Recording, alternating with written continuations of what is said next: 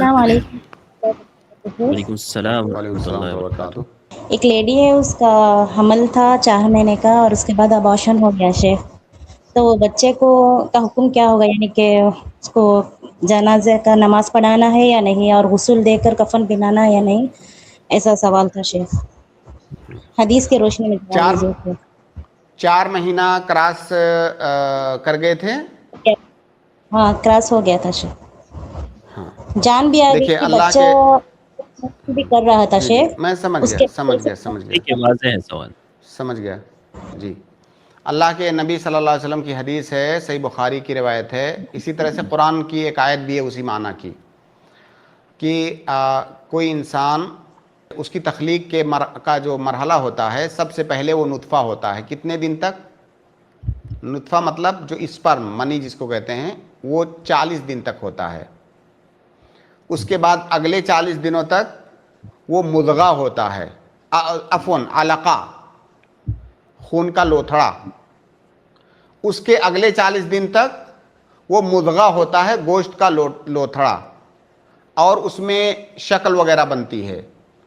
پھر اس کے بعد 40 دن کے بعد اس میں روح ڈالی جاتی ہے۔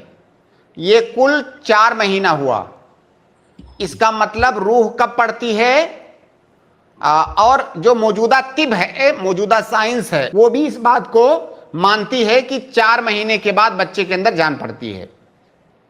اس کا مطلب یہ ہوا کہ 4 مہینے کے بعد وہ ایک انسان ہے، چھوٹا سا بچہ ہی ہے لیکن وہ ایک انسان ہے، ایک جان ہے۔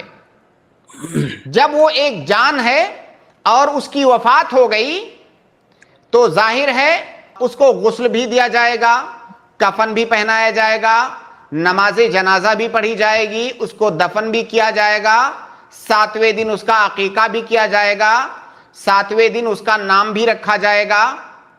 ان ساری سنتوں پر، ان سارے واجبات پر عمل کیا جائے گا، کیونکہ وہ مکمل طور سے ایک انسان کے حکم میں ہے۔ دلیل اس کی وہی حدیث ہے جو میں نے بتایا، صحیح بخاری کی روایت ہے کہ 4 مہینے کے بعد اس میں جان پڑ جاتی ہے، اور جب جان پڑ گئی، کوئی مسلمان اس کی وفات ہو رہی ہے تو اس کی جنازہ بھی پڑھی جائے گی، نہلایا بھی جائے گا، کفن بھی دیا جائے گا، اس کو دفن بھی کیا جائے گا۔ ہاں ٹھیک ہے شیخ۔ جی شیخ اس بار بہت مسئلے ہو گئے شیخ، تو یہ ہمارے ریلیشنس ہیں، وہ کسی حنفی عالم سے پوچھے تو انہوں بولے کہ نہیں ایسا نہیں ہے، صرف دفنا دو۔ تو اس بارے میں بہت زیادہ اختلاف ہو گیا اس لیے شیخ، کیا میں یہ ویڈیو ان کو شیئر کر سکتی ہوں کیا شیخ؟ ہاں بالکل شیئر کر اور سکتی ہیں۔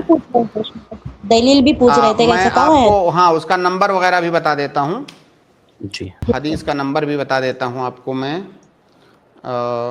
صحیح بخاری کے اندر حدیث نمبر 3208، میں پڑھ کے بھی بتا دیتا ہوں، 2-3 لائن کی حدیث ہے۔ ان احدکم یجمع خلقہ فی بطن امہ 40 یوما نطفہ ثم يكون علقة مثل ذلك ثم يكون مضغة مثل ذلك ثم يبعث الله إليه ملكا ويؤمر بأربع كلمات إلى آخر الحدیث۔ جو محل شاہد ہے اصل جو آپ کو چاہیے وہ اس میں ہو گیا، یعنی 4 مہینے کے بعد اس کے اندر اللہ رب العالمین فرشتے کو بھیجتا ہے، وہ اس کے اندر روح پھونکتا ہے، اور جب اس کے اندر روح پڑ گئی، جان پڑ گئی، تو پھر وہ ایک انسان ہے، اور انسان کی وفات ہوگی تو جیسے کسی بڑے آدمی کی وفات ہوتی ہے اس کے ساتھ جو کیا جاتا ہے، اسی طرح سے بچے کے ساتھ بھی کیا جائے گا۔ ٹھیک ہے شیخ، بہت شکریہ۔ شیخ